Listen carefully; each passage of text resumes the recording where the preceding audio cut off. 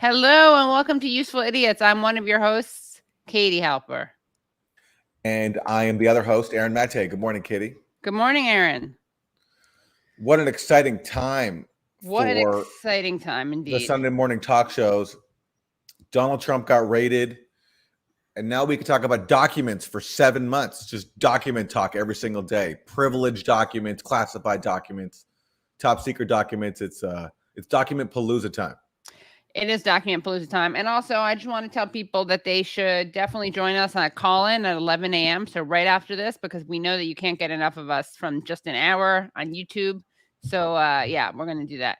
Also, so Tim Gray, says FFS, which is for, you know what, for F word's sake. Katie, stop pausing the program to get more likes. Yes, we all love you, but it's really annoying. So why don't we just pause it right now? Get it out of the way, guys. How many likes do we have, Wilson? Let's check it out.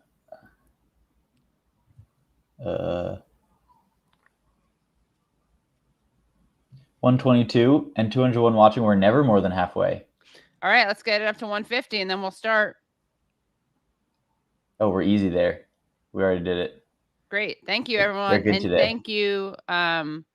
Thank you. Who was the person? Tim, for reminding me to ask people to like the show. And again, this is just so that we can beat back there's a lot of YouTube numbers are down for not just our show, like across the board for leftist Really? content. Oh yeah, big time. Now maybe the gray zone isn't feeling that because you guys' numbers, I don't know, you somehow managed to. But besides the gray zone, I'm not just making this up. They are across the board lower. I've been commiserating with fellow leftist media makers. Yeah. Huh. So anyway, well, shall we start? Was it? Oh, someone's asking what is Aaron's book? That is a book that comes out this month by Karina Gonzalez called The Cookies Still Sing. And if you have a kid in your life who wants to read a beautiful children's book, pick it up. It's a really beautiful book. It's about resilience, a family's resilience during Hurricane Maria, rebuilding afterwards. Yep. Yeah. My copy is, I believe, on its way. That's right. Yeah. Yeah. All right. Should we get started? Let's do it. All right, let's do it. So what do we got first? We got Sunday morning, Chuck Todd. You guys, I hope everyone's sitting down. And if you're not sitting down, please do, because sadly, Tuck Chad was off this week. And we got Andrea Mitchell, wife of Alan Greenspan, by the way, trying to fill his huge shoes. Let's see what we got. Good Sunday morning. Chuck Todd is off today. Even by Donald Trump's standards, it's been an extraordinary week. First came word of the FBI's search at Mar-a-Lago for classified documents. While that prompted an "it's about time" reaction by some on the left, the noisiest voices on the right were calling for everything from the abolishment of the FBI to civil war. Then on Wednesday, the former president, who once said pleading the Fifth Amendment was for mobsters and the guilty, did so himself more than 400 times in a New York civil suit.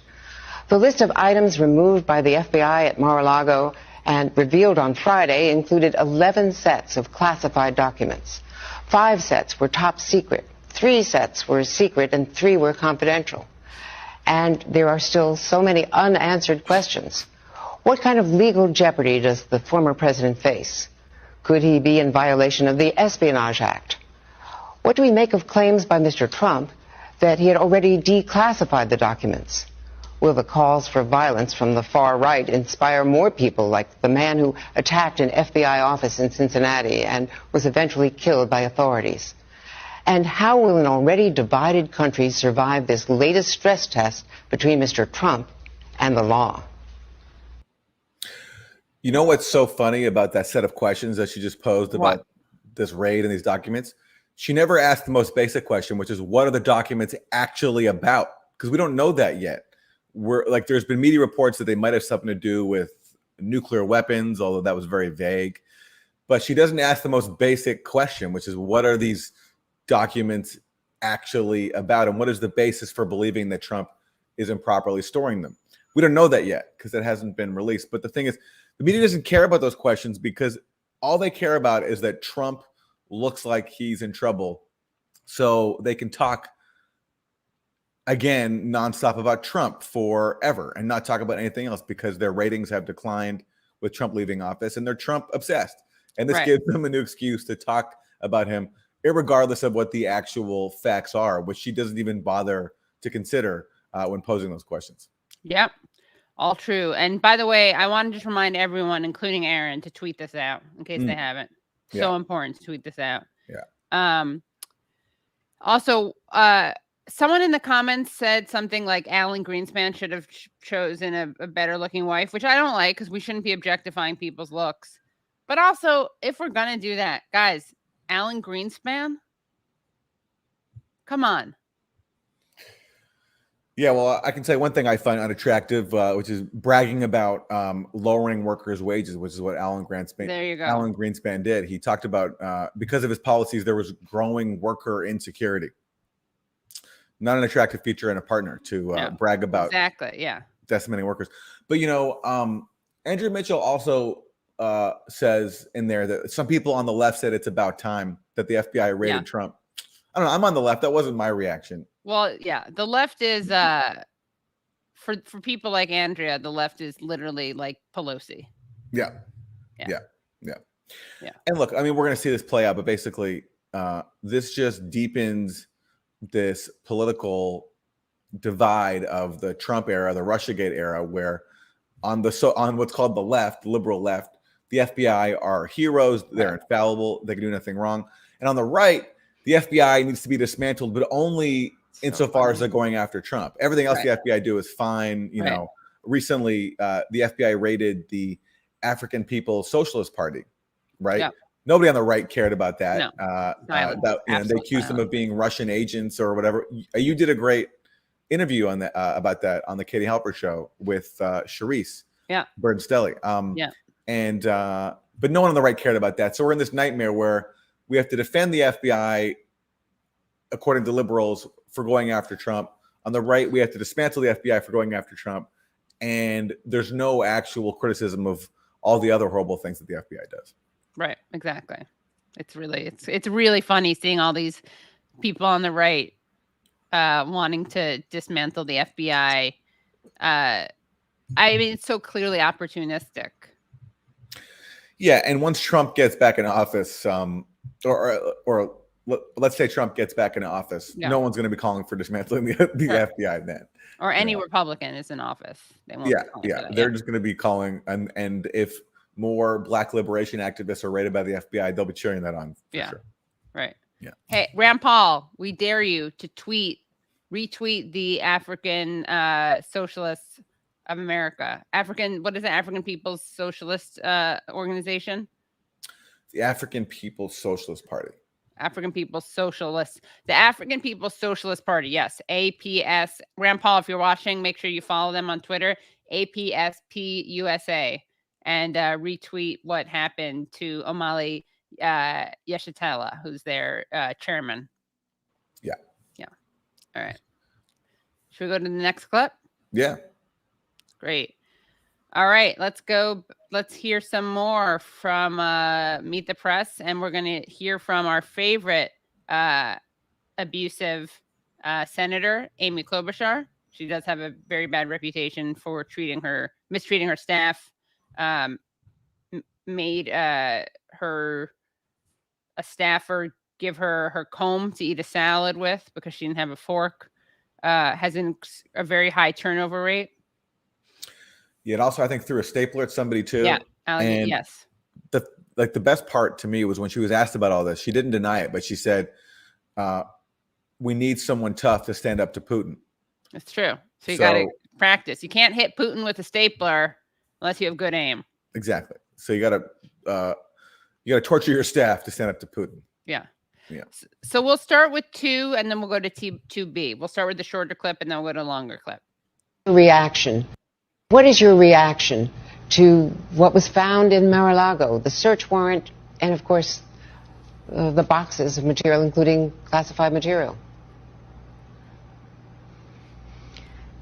This is very serious, Andrea, and my first reaction is to stand with the men and women of the FBI who are simply doing their jobs. What was found in that in Mar-a-Lago. We don't know exactly what's in those documents, but what we do know is it rose to the level of a search warrant that a federal judge approved. And we do know that they were searching for classified material. Things that fell under one of the statutes they used in that search warrant was the Espionage Act. Another one was that you can't destroy federal documents, or you can't take federal documents out of secure locations. As a senator, I know when I look at the classified documents, I've got to go in a special room, Andrea. I can't even wear my Fitbit. You can't bring... Well, that's breaking news, everybody. That is breaking news right there. Amy Klobuchar has to remove her Fitbit when she goes into a compartmentalized area to view classified documents. This is, wow. And that is a real waste of steps that she needs to be recording. You know, especially if she's walking around looking at those documents. Maybe she's getting excited. Her heart rate's going up. Yeah, so she's being denied steps. Yeah. Right? That's true.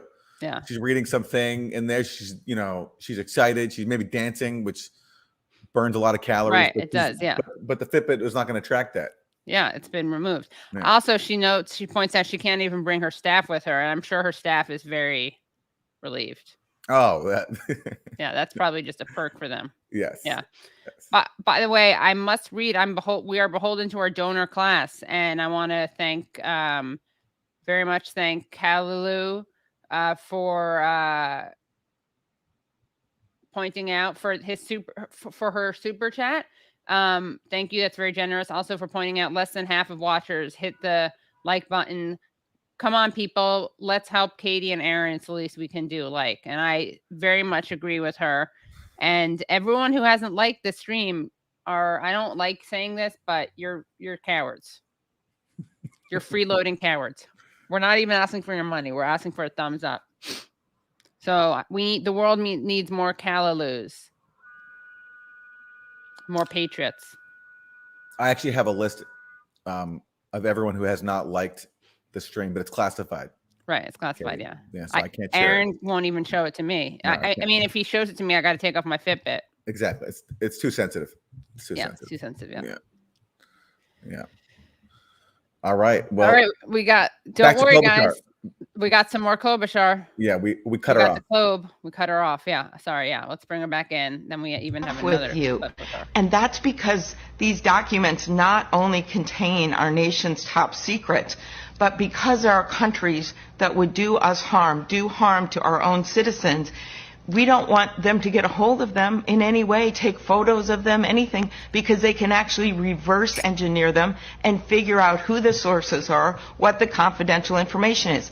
That's why it is so important that these documents remain in safe locations. And Mar-a-Lago, where you can check out croquet sets and tennis rackets and golf clubs, that's not one of them. I mean, that's croquet shaming. There's nothing wrong with some good old-fashioned. What did croquet do to Amy Klobuchar? Yeah, seriously. Yeah. Actually, she'd probably like it because she could throw one of those. What's the thing that you play croquet with? I have no idea, but I'm sure if it involves any kind of projectile, she'll be She'll do happy with it. Yeah. To throw it at her staff. But yeah, look, this is again, it's like, we talk often about the Russian playbook, right? The mythical Russian playbook. This is the Russiagate playbook, where the most paramount issue and the way to resist Trump, quote unquote, is to center national security jargon and venerate bureaucrats in the FBI. For 2 years, it was Robert Mueller. Now it's Merrick Garland, who supposedly outsmarted Trump. And this is the only way in which, according to what we're told, that a democratic society can function, that as long as we're standing up for national security and we're basically going after anyone that the FBI deems to be a threat to national security without ever really defining what national security is. Right. And that's all we need to do. And it's fundamentally, it's so anti-democratic because all these issues have nothing to do with actual people's lives. We're not talking about even the Inflation Reduction Act, which just got passed, and we're not talking about jobs and healthcare. We're talking about these like intra-elite squabbles and things like documents and legal privilege. This has been the last 6 years. First it was Russiagate, then it was the Ukraine Gate impeachment, then it was January 6th, which this is kind of replacing right now because January 6th wasn't really reaching the masses. And throughout all this, the people and their concerns are just sidelined completely in the name of democracy. Right, in the name of democracy, yeah. By the way, the Croquettes still sing. That could be the follow-up book. That could be the follow-up book. Yeah, the sequel, yeah. That's pretty good. It is, right? Yeah. All right. Shall we keep going? Yeah. Great. More document talk. More doc talk. And golf clubs, that's not one of them. Well, do you think that they could have done this cooperatively, that they could have just used a subpoena? Why take the unprecedented step of going in with FBI agents on a surprise search?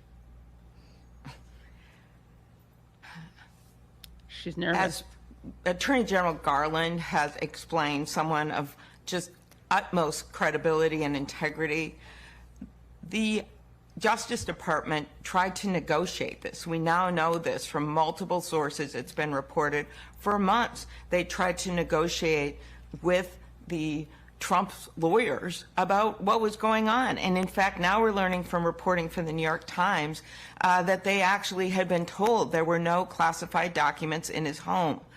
And now we learn another story. And there must be people that are giving the Justice Department information that they knew that those documents were still there. That is why it rose to the level of a search. Now, remember, this isn't a criminal prosecution. No charges have been filed. But what really happened here was a judge looked at this and said, yeah, there's evidence, enough evidence to warrant a search warrant to go in there and retrieve those documents that are of high national security classification. These are the nation's secrets. Now, this has all been unprecedented. Do you believe that if the Attorney General decides that crimes have been committed, that he should take the incredible step of indicting a former president of the United States? Before we hear that answer, Yeah. a judge, Katie, a judge signed off on this search, so it has to be legit. Just like we heard for multiple years that a judge signed off on wiretapping Carter Page, this Trump campaign volunteer. So it has to be. There has to be a secret Trump-Russia conspiracy. Yeah. Only later find out that the judge was basing this warrant on the FBI citing the Steele dossier, and the FBI saying that Steele dossier was credible, and that was their only source. Right. So there's no way a judge could possibly sign off on something if there wasn't something there. Yeah, they found a judge, guys.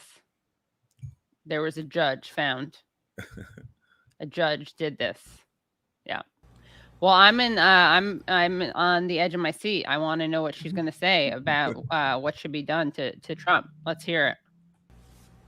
Andrea, it's not my place I don't have all the evidence. This is going to be up to the Justice Department to make a decision about what happened here, why it happened, and if it rises to the level of a crime. I will say in America, we know, as a great man once said, the law is king, the president isn't king, and I would add to that, the former president isn't king. Everyone has to follow the laws. That's Thomas Paine, by the way. Let me ask you about some of the outrage from elected Republicans. Some have called for civil war. Some have said attack the FBI. Some of your own colleagues have had very strong rhetoric. What do you think? This concerns me so much, Andrea.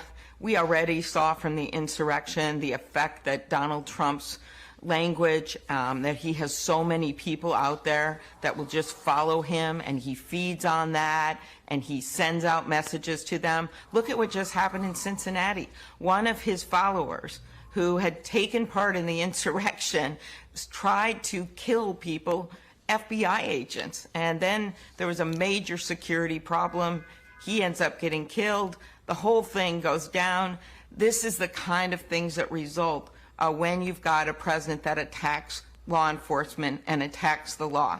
I thought in the old days the Republican Party used to stand with law enforcement, and I hope some of them do today, because this kind of rhetoric is very dangerous to our country. These are career men and women that are simply doing their job. Their boss was actually, Christopher Wray, was appointed by Donald Trump. And that's why we have the FBI director. Oftentimes their terms go between Republican and Democratic administrations because it is a career appointment. And that piece of it is so important for people to understand, that this is beyond politics. They're simply doing their jobs, and we have to let them do their jobs. What about the political impact, though? Donald Trump is fundraising on this, as are other Republicans. Do you think this would rally the Republican base and hurt Democrats in the midterms?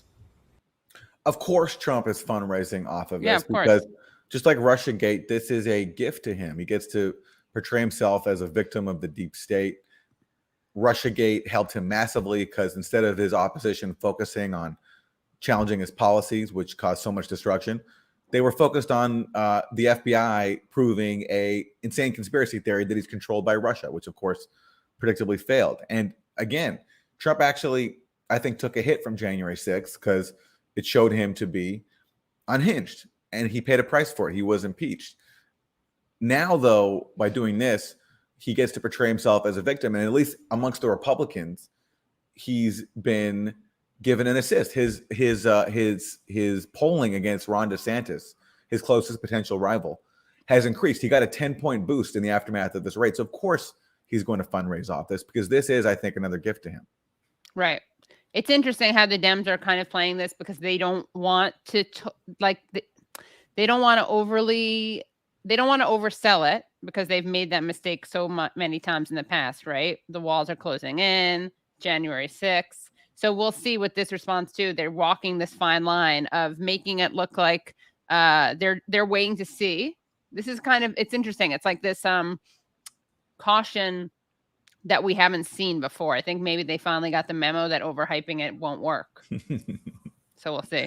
Yeah. Well, the networks haven't gotten that memo because they're talking about this, and they'll be talking about this nonstop. Right. Katie, this is like our life for the next. I know, it's so annoying. It's not like this isn't newsworthy. Of course it is, but it's the question of the proportion. Yes, absolutely. All right, let's hear what she has to say next. All I'm focused on right now from a political standpoint is what we've gotten done. And that's an incredible amount of work. Everything from the Inflation Reduction Act. I think when you look at what Democrats are talking about at home, we're talking about bringing down costs for people by taking on the pharmaceutical companies. Yes, this is going on simultaneously, and that's because justice doesn't stop. Justice Department has to do their jobs. But at the same time, I know in Minnesota what people are talking about at the cafes. They're looking at the gas prices, which, by the way, have gone down every single day for nearly 2 months.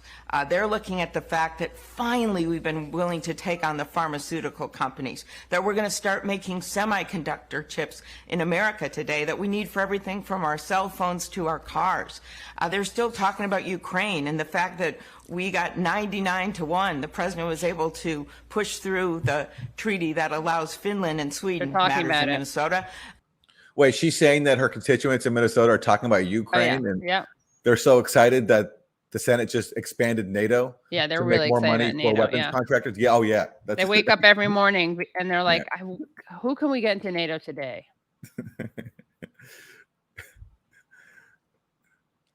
To be part of NATO. They're talking about standing with our veterans when we've got this horrible issue of so many of them getting sickened by being located next to burn pits and how the Republicans messed around with that. So we have a lot of things to talk about politically. In the wars that I vote to authorize. Right. And now I'm voting to give them health care after sending them off to die. Right. So we can keep doing that. Yeah. So we can sleep better at night when we send them off next time. Yeah. But it's pretty cool how she basically has basically transposed herself onto her constituents, because obviously she's talking about all these issues because that's what she wants to talk about. But now she's also saying that her constituents are talking about them back to her. Yeah. So it's like this, it's this mutual relationship where her constituents are just giddy about every single top priority that she has. Yeah. They're in the cafes. They're smiling ear to ear about it. She knows. She goes to these cafes and hears them talking about NATO. As we go into midterms where we are delivering for people and have people's backs. And so that is what I believe is the focus, delivering for people, bringing down costs for families. And We believe this is a separate matter. This is for the Justice Department. And why does it get political? When the Republicans make it political. When you've got the president out there on Truth Social, the same guy that, by the way, was taped in Georgia saying to the Secretary of State, hey, get me 11,000. Can they be reminded that he's not the president anymore? He's the former president. Yeah. You know, and if they want to talk about all the things they're supposedly delivering on, why not just talk about those and not even refer to Trump as the president? Call him the former president and stop talking about him. Right. That they're just so respectful of him. What do you think? Is that enough, Klobuchar? Sure. Yeah, I think so. We've been around the globe. All right. So what do we got next? Next we got Earlier this week, you said. Oh, this is a good one. This is Republican Senator Rounds from South Dakota. Earlier this week, you said that the FBI search must be justified and that you had serious questions about the integrity of the Justice Department. Having seen what they retrieved, including all these classified documents, has that answered your questions about the need for them to go in? I think it brings more questions, and I think it's important that we recognize that there's more information to be released yet. I think releasing the affidavit would help. At least that would confirm that there was justification for this raid. But remember, this is also a case of where we're going to have more questions as they continue to develop, as they look through the information, the material that they've garnered at Mar-a-Lago. Perhaps they will share some of what their concern was. They'll share a little bit about the reason for actually going in and doing it this way. There's going to be a question about whether or not they did exhaust, as Attorney General Garland said, all other means to do this rather than making this unprecedented move on the home of a former president. This is a very historic attempt and a challenge, really, with regard to looking at a former president and whether or not they want to bring any kind of charges against him. This is a change, and this is something that will go down in history, and it'll be studied for years to come. But in the meantime, I think most Republicans would prefer to look right now with the 2022 midterms coming up. We'd much prefer to focus on what the policies are right now that are hurting our economy. And as my friend Amy Klobuchar said, they want to talk about what they think is the right direction to go. And clearly here in South Dakota, where I'm from, I went to a street dance last night, and I'll tell you what, the folks in Fort Pierce, South Dakota are talking about why gas prices are still high. They're talking about what the cost of hamburger is. They're talking about why in the world we want to have 87,000 new bureaucrats in the IRS out chasing down and trying to audit them. They're and definitely those are the talking types about of things that they're learning about. Those are the things that they're scratching their head on. And it's just incredible that every politician happens to speak to constituents who are articulating exactly what these politicians are thinking about too. They're really in touch. Yeah, God. I mean, Aaron, the guy was at a street dance the other night. He has his finger on the pulse. I wonder what a South Dakota street dance is like. Yeah, what is that? I've never heard of it. I don't know. And folks want to know what the price of hamburger is. But honestly, look, any politician going to a dance, that's endearing to me. That sounds, you win points in my book. Yeah. A lot better than going to a meeting with death merchant lobbyists or a gun range or something, Maybe Raytheon sponsored a booth though at the street dance. Yeah, that's a good point. Yeah. But Andrew Mitchell's not really going to understand what he's talking about when he refers to the former president. Right. Like, wait a second. When you say former president, who are you talking about? Right. Because isn't the president Trump? Isn't that who our president still is? Yeah. Well, let's see what else he has to say. That's the focus that I think Democrats would prefer not to have right now. And if they can get the former president with all of the popularity that he's gaining and all of the support he's getting from his supporters right now, if they could get him to announce right now in the race, they'd love to have that, because that would take all the air out of the atmosphere right now and the challenges that they face with regard to the economy at this time. Well, let me play some of the rhetoric, some of the comments by some of your colleagues about the search and ask you about it on the other side. I know doing this 90 days before an election reeks of politics. I think it's an attack on the rule of law. This is the FBI being used as a political weapon against your opponents. We should be alarmed at the way that the Department of Justice and the FBI have gone after someone. Doesn't the fact that so much was found, including classified documents, when the president and his lawyer had affirmed, according to the New York Times, that they had turned everything over, doesn't that justify a search, an unannounced search? For months and months, they tried to get cooperation. Didn't they take every step that they could have taken? Again, look, not that this is the most important issue, but how does she know what they actually found? We don't know the exact nature of the documents they're looking for. But she just assumes that because the FBI took away some boxes, that there's something hugely explosive there. Maybe there is. But how does she know that? Yeah. It could also be tanning lotion. Exactly. There's so many possibilities. Yeah. It could be what an orb. What I do know is that Saudi Arabia. Sorry, I cut you off. No, sorry. Go ahead. No, I just think it could also be a little orb, like a Saudi orb that he brought back with him. Yeah, exactly. Yeah. Well, maybe that's where the nuclear codes are stored. That'd be good. Yeah. By the way, the idea that like Trump has like there's this thing that Trump has the nuclear codes, he's giving them to Putin. I'm pretty sure the nuclear codes don't stay the same after the president leaves office. It's like, right. It's not like I think I don't think Trump still has the power to launch nuclear weapons. Right. From Mar-a-Lago. Yeah. It would be funny if it's like password. Yeah, password. That's what it is. Password. Yeah. Now it's password 1. Yeah.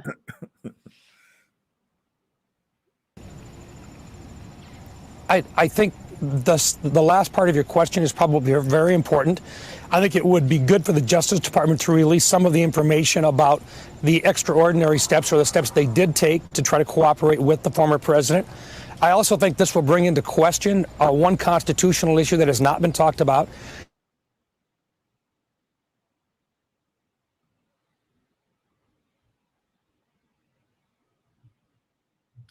What happened? It froze. Oh. They don't want us to hear that question. I know. It's what is this constitutional issue? It's too top secret. It's too sensitive. Talk about sensitive. Yeah.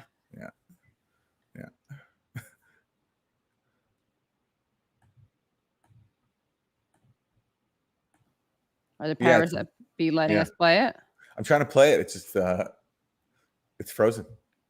The question's too hot. Yeah. Some of this froze of boredom. Like the Did someone say that? Yeah. Yeah. That's funny. Yeah. All right. Well, then look, if the questions is too explosive, let's move on. Apparently, Wilson try to fight the power. Yeah. Let me try to do it from my end. Hold on.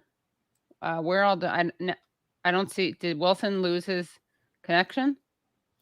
We did lose Wilson. We lost Wilson. Yeah, we did. Let's see. Let me try to. Okay, he's back. Let's see if the clips are back. Wilson, how are you doing? Where are you? You're muted. We can't hear you. Oh, everything's going bad. Uh-oh. It's all fixed out. Where were we?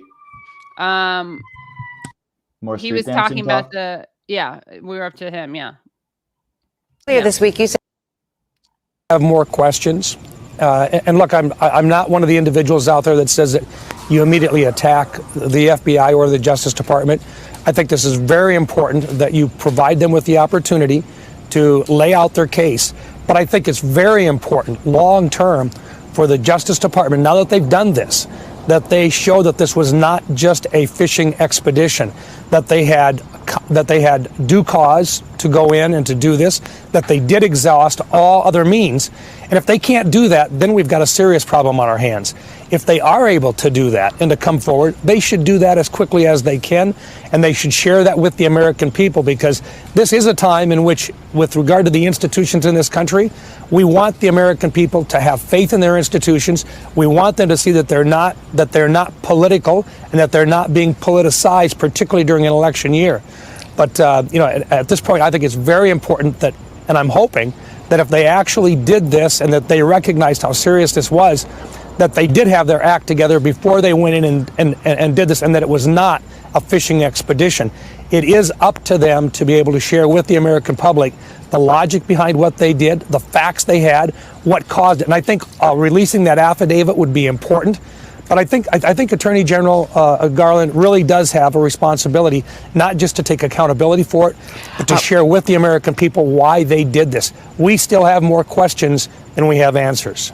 Let me just ask you quickly, given that they did take all of this material, boxes of material and classified documents as well, and given how casual he was about securing documents, that's been well established when he was president, do you think that should disqualify him from being president again? And would you vote for him if he runs? I'll keep my powder dry with regards to your last question. I think right now we're going to focus on the 2022 election. We want to retake the House. We definitely want to retake the United States Senate. And I think in doing that, and our goal is to focus on what's going on right now with the American people. We're going to focus on the fact that inflation is still over 8.5%. We're still talking about GDP, which has been going down. And all right. Well, this is going to be so exciting. That dry powder.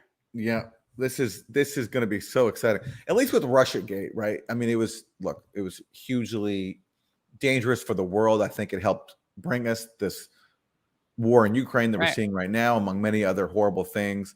Look, we don't even talk about, and what should be on the Sunday news shows every single day is the nuclear threat we're facing under right now. Ukraine and Russia right now are fighting over a nuclear plant that Russia is occupying, and both sides are accusing the other of shelling it. And that didn't even get discussed on the Sunday news shows, even though, as the UN has warned, there's a real threat of a nuclear disaster.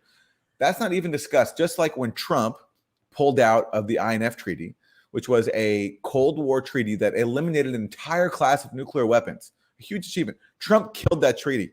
It was barely discussed in the U.S. because him doing that was inconvenient for the Russiagate narrative of a conspiracy between Trump and Russia, and Trump doing Russia's bidding. So at least back then, as dangerous as it was, at least it was somewhat like, it was intriguing. There was the president being accused of being a Russian agent, an investigation, blah, blah, blah. This is document talk, privilege, lawyers, more bureaucrats. And this is what we're going to be hearing about, I think, for a long time. Yeah. By the way, someone pointed out Andrea getting mad at the word recession. Play that part. It's not in this clip, but she does. Rounds says something about the recession. She's like, not a recession, actually. Even Republican economists are saying it's not a recession. So she's got that talking point down. Yeah. Let's see. What do we got here? We got a comment from Ramona Lawson. Many presidents try to haul away something they deem theirs, like the Clintons trying to make off with WH China.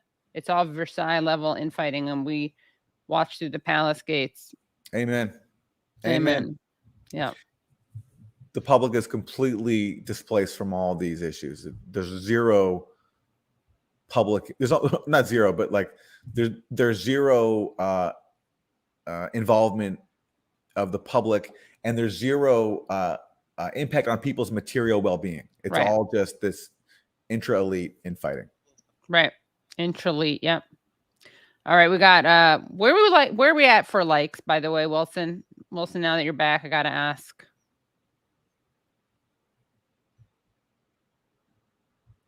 How are we doing for likes? Oh, we got 1,000. We're doing pretty well today. Oh, pretty good. Guys, if you're watching, I think the you like this finally worked. and you haven't liked, please do like. Now, if you've already liked, don't like again, because that cancels it out. All right. People like Doc Talk, I guess. Dog Talk? Doc Talk. Oh, Doc Talk. Yeah, they do. They like it. We got to make TikToks about Doc Talk. Yeah, we should make Doc Talk TikTok. Yeah. All right. Well, up next we have NBC News correspondent Ken Dilanian. For those who don't know him, he is the reporter who got caught basically sending his articles to the CIA for approval. And so he basically is the CIA spokesperson in U.S. media. So whatever he says is what the intelligence community, quote unquote, wants you to hear. So Can you imagine still having a job after that? Well, he got kicked upstairs. I mean, he's been promoted. He has been on NBC News throughout the Russiagate era and just constantly promoting every single Russiagate scam. there was, and then moving on to, for example, microwave, like Havana syndrome. Yeah. He was the guy to promote that. Also, the Russian bounties in Afghanistan. Remember that one? And it doesn't matter how many times he gets caught being wrong and lying and spreading fake news, disinformation. He's always there just to basically act on behalf of the CIA. Right. So, well, he's diligent. He's diligent. He double checks his work. Yeah. Yeah. All right. Let's hear what he has to say. Joining me now is NBC News Justice and Intelligence correspondent Ken Dilanian.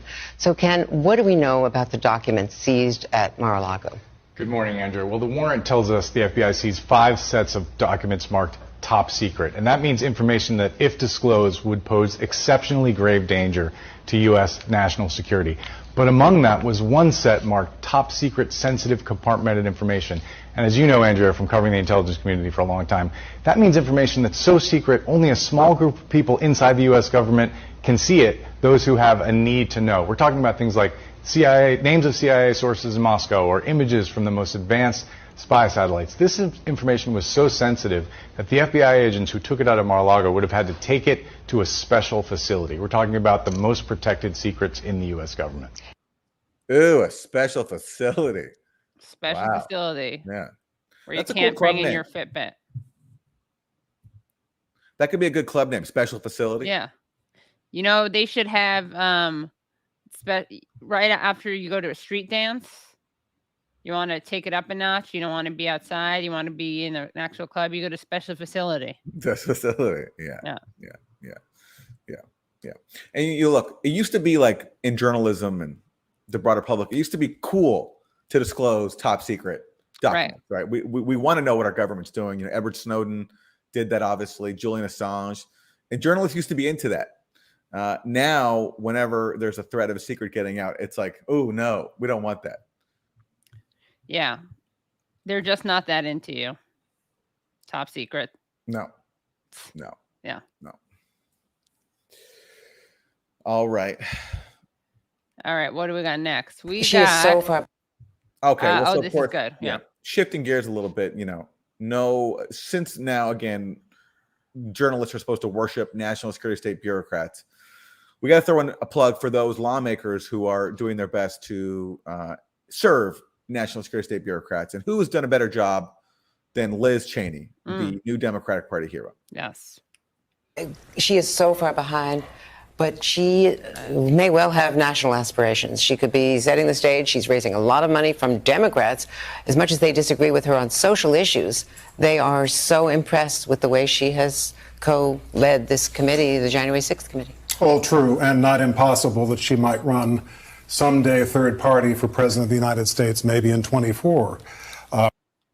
By third party, do you mean the Democratic Party? Yeah, what is he talking about there? Or is she going to be a Green Party? Yeah, I don't see Liz Cheney going to the Green Party or some other. I think she'll be, if anywhere, a Democratic Party nominee. They love her. Yeah. That's amazing. I know. Why did he say third party? He's trying to keep a secret, I guess. Yeah. Who knows which party it'll be? Yeah. We're guessing here. But I think the thing is that you'd expect an historian to say this, so I apologize in advance, but 20 years from now, look back on the midterms of 2022. What was at stake was not so much some of the things that we hear about, but whether this turned out to be a democracy or not, with rule of law and elections where the real winner is the one who takes office, not the loser who is declared the winner. Those things are open questions right now. So all I would say is there was once a slogan, this time, this fall, vote like your life really depended on it. It really does. It really does this time. So our lives are at stake in this election. How many times are they going to try the line that this is a vote for our democracy? They did that in 2020, right? It just gets that much more. Yeah. It gets heightened. Yeah. Are they going to keep doing this every single election and expect people not to remember that that was a line from the last election? I think so. Yeah. What do you think? Well, I mean, look, certainly journalists seem to forget that this is the same line every time. So, I guess if no one's going to call them on it, they can keep doing it. Yeah. It's a good line. Yeah. It didn't work so much in 2016, but. And look, again, if we really cared about having a future 20 years from now, or even, 4 years from now, we'd be talking about nuclear weapons and specifically our role in fueling the threat of nuclear weapons. For example, right now, this proxy war in Ukraine and things like the actual horrible things and dangerous things that Trump did, not taking classified documents, but destroying nuclear treaties that had kept the peace and that had eliminated nuclear weapons. These people don't care about that because they actually support those policies, which means they have to find ways to look as if they oppose Trump. And this is why they settle on these intra-elite feuds. It's really pathetic. Oh, Aaron, you're going to get, should we go to our next clip? You're really going to like this guy. Oh, yeah. Okay. If there were truly materials of this classification level, and it's been publicly reported elsewhere that there were materials related to nuclear programs, for example, if there was that sensitive level of information being held, why did Justice Department officials wait 18 months after the end of the Trump presidency? What changed that made this immediate? And for those just listening to the show, the speaker we're about to hear from is none other than Adam Schiff, who was the ringleader of Russiagate, who told the American people on these Sunday news shows over and over that he had seen secret evidence of collusion. So I can't wait to hear what he has to say about this latest Trump scandal, which I'm sure he'll be totally right on. Yeah, I don't know, but if the Trump people represented that they provided all the classified or national security information and didn't, that's a serious problem. And I can tell you, anyone in the intelligence community that had documents like that marked top secret SCI in their residence after authorities went to them, they would be under serious investigation. You know, what's so funny about Adam Schiff weighing in on the disclosure of classified information is that his committee, when he was running the Intelligence Committee, the House Intelligence Committee, was the source of so many fake leaks that fueled the Russiagate flames. He was basically leaking stuff constantly. Him and his staff were leaking stuff constantly every week to feed the media these like drips and drabs of Russiagate content. And now he's weighing in about the danger of leaking and all that stuff like that and secrets. It's just funny because his committee was a source, and him specifically, I'm sure, was the source of so many Russiagate so-called bombshells that got retracted or that just didn't work out. And now he's pretending to be a protector of secrets. Right. Depends. He's secret curious. Yes. Yeah. We have a longer clip, Schiff, if you want more Schiff. I think I longer think Schiff clip. Schiff. I mean, yeah. Okay. Yeah. So what's next? Ukraine's artillery and missile barrages this week continue to exact a heavy toll. All right, so listen, hey. This is CBS. The shows have kind of forgot about Ukraine. That whole thing, that whole proxy war that's raging. Yeah, it's raging, and that we helped cause, and that was all they talked about for the first, I don't know, a few months or so. But 6 months in, it's a little passe. Yeah. So they decided to break us off with a 6-month recap, just recapping, catching us up on what we've missed. Ukraine's artillery and missile barrages this week continue to exact a heavy toll on Russian forces. Yet nearly 6 months into the invasion, the offensive grinds on. Ukrainian territory, towns, cities we visited in eastern Donbass region back in April is now firmly under Russian occupation. But this week, the war entered a dramatic new phase in the south, and the series of explosions at the Russian airbase in Crimea is just one part of it.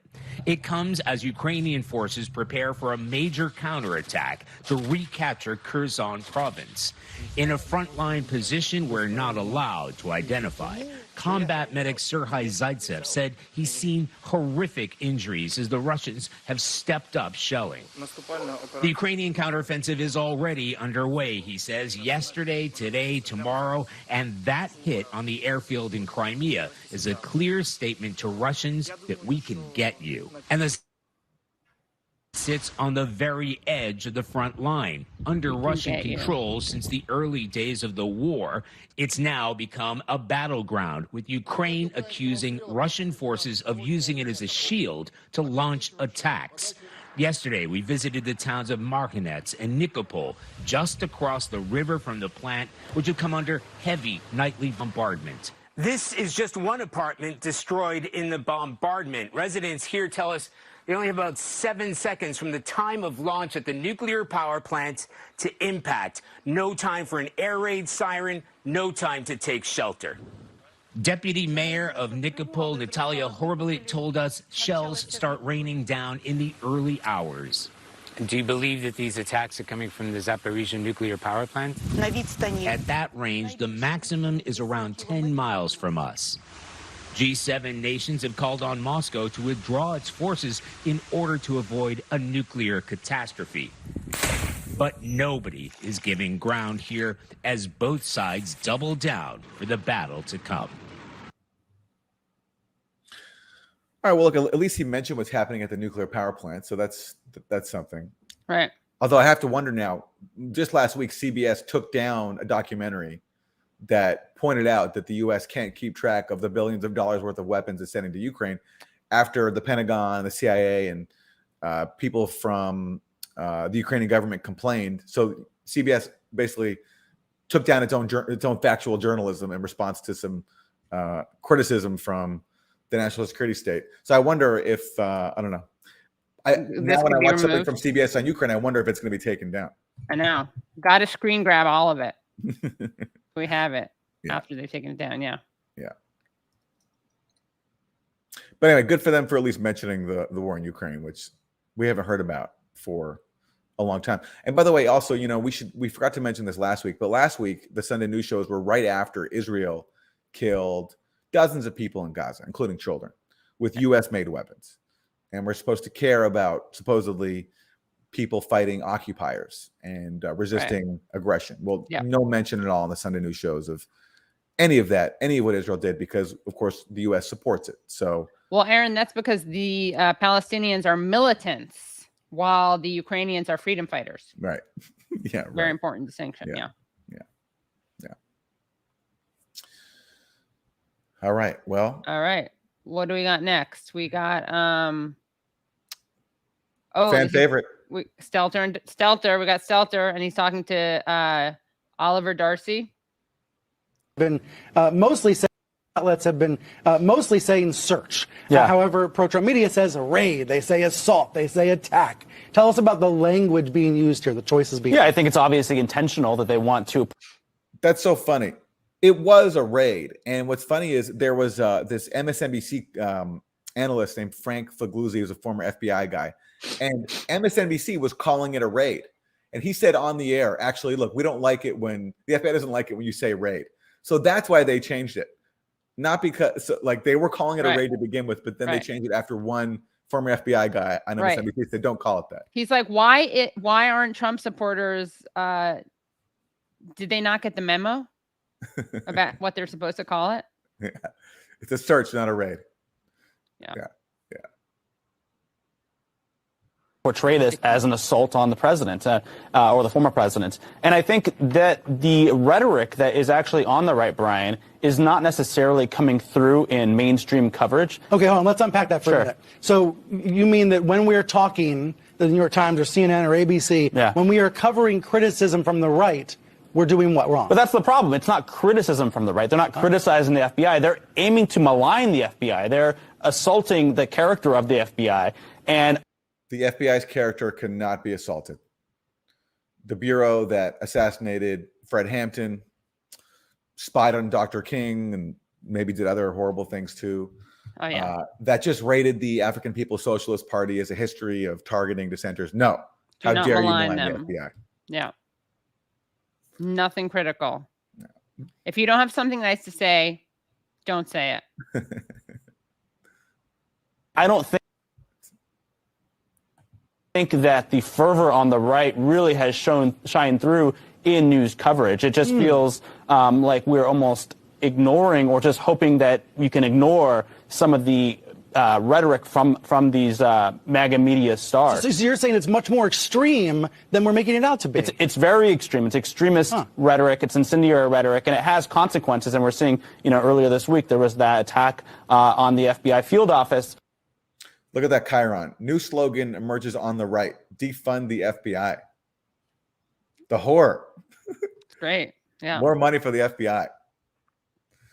Yeah, and of course, the right will never fall through on this. They're not going to defund the FBI, even if they could. They're just going to make sure that it has their people, not people who serve the interests of the Democratic Party. Right. But the horror, the umbrage that CNN takes with the idea that the FBI could be defunded, when back when they pretended to care about Black Lives Matter, they were on board with stuff, or they were open to calls like this. Of course, that was all just fronting, I think. But when the right does it, no, it's an affront. In Cincinnati, by an obsessed Truth Social user, addicted to Trump's social network. Right. Yeah. Someone who's listening to this kind of rhetoric probably 24/7. And so these things do have consequences. And I think it's painting an incomplete picture if mainstream media sources don't necessarily convey that to their audiences. Caitlin, do you agree with that?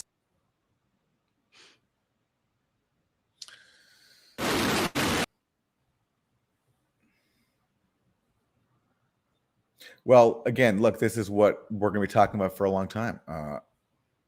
How we have to protect the FBI and protect our documents. Collate, laminate. Yeah.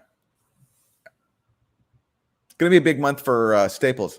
This is good PR for them. All this doc talk. Doc talk, yeah. All right, we got another clip about another foreign policy issue. This is from Fox. Tomorrow marks 1 year since the Biden administration's chaotic withdrawal from Afghanistan.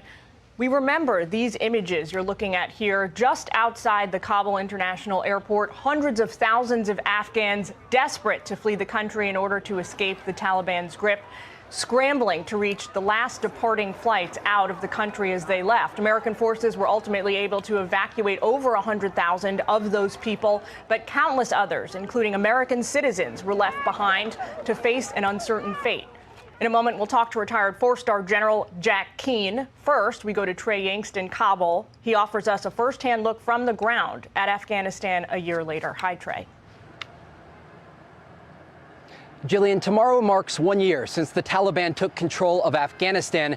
Since then, the country's economy has collapsed, plunging millions of people below the poverty line. Women's rights have decreased, and the security situation here remains tense. Though when you are walking through the streets of Kabul behind me, there's a sense of normalcy. There are street vendors out selling food. You can hear those horns honking behind me. There is traffic, and the Taliban patrols like a police force. Though beyond that veneer sits fear and uncertainty for the Afghan people. Remember, when U.S. forces left this country, they left behind thousands of American allies, translators, and people who worked at the U.S. Embassy. And those people are terrified. We spoke with one today who spent months in a safe house. He's worried about the lives of his family, and he's stuck here in Afghanistan. And while the Taliban puts on a good face for the international community and they release statements, their words often do not match their actions. One example, they released a decree saying that women here are free. Though women are not allowed out at night without a male escort, young women, particularly teenagers, aren't able to go to secondary school in most of the country, and any woman leaving their house has to be completely covered. That's the situation right now on the ground in Afghanistan. Jillian? Trey, I understand that you spoke today with a Taliban official about the situation. So I just think it's interesting that they're talking about this. CBS was looking at what is happening in Afghanistan. No one is talking about the fact that the U.S. basically stole Afghan central bank's reserves. And they're starving the people there. He says there that the economy has collapsed since the U.S. withdrew. Did anything happen from the U.S. government that might have contributed to the economy collapsing? Well, how about stealing billions of dollars in its foreign reserves and imposing sanctions that make it very difficult for the economy to work? I mean, they don't even mention that. Right. You'd think that that would be something that media would be talking about. Nah, you wouldn't think that. Actually, you honestly wouldn't think that, because why would they actually connect the dots and show how the United States policy is harming those people? Yeah. It just so happens that, arguably the world's two worst humanitarian crises, Afghanistan and Yemen, happen to have heavy U.S. involvement. Yeah. Also, no one was talking about how all the problems in Afghanistan before we pulled out. kind of pulled out. We haven't really pulled out. Yeah, well, it was at war. The problems were it was at war, and now there's no. Yeah, now there's no war, and that is a good thing. Yeah, but it's the country. No, but for them it was a good thing when they were at war. Oh, right. What could they possibly lament? Yeah. Yes. Yeah. Yes. Yeah.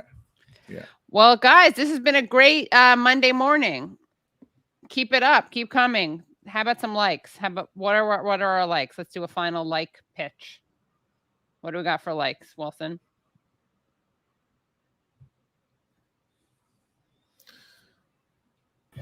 Looks like 1.3K. All right. All right. Let's get up. That's half. Nice job, everybody. Yeah. Yeah. Awesome. Awesome. Thank you.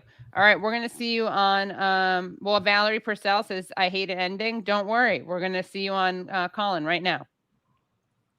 Bye, everyone. And make sure you join usefulidiots.substack.com. You definitely want to hear our extended interview with Vijay Prashad, because that was great.